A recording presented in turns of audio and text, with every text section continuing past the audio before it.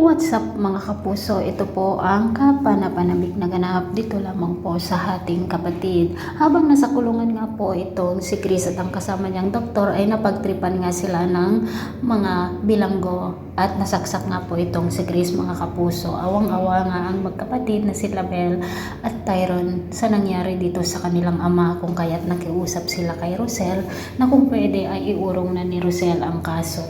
Dahil nga naaawa rin si Rosel dito kay Chris at siya pa rin ang ama ng kanyang mga anak, inuurong nga po niya ang kaso dito kay Chris at nakalabas na nga po sila.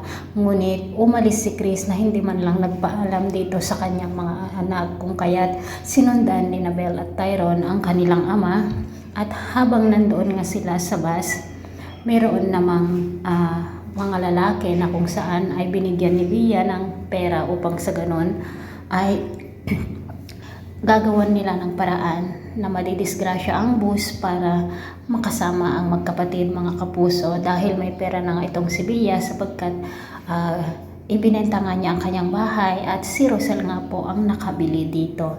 Nandoon naman sina Malu kasama ang kanyang asawa at nakita nga nila nakakaiba ang kilos ng mga lalaking ito kung kaya't napaisip sila na baka meron silang gagawing masama at nandun pa naman sa bus ang magkapatid.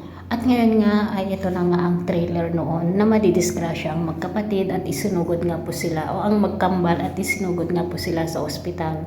Ito namang si Rosel ay umiiyak at awang-awa dito sa kanyang mga anak.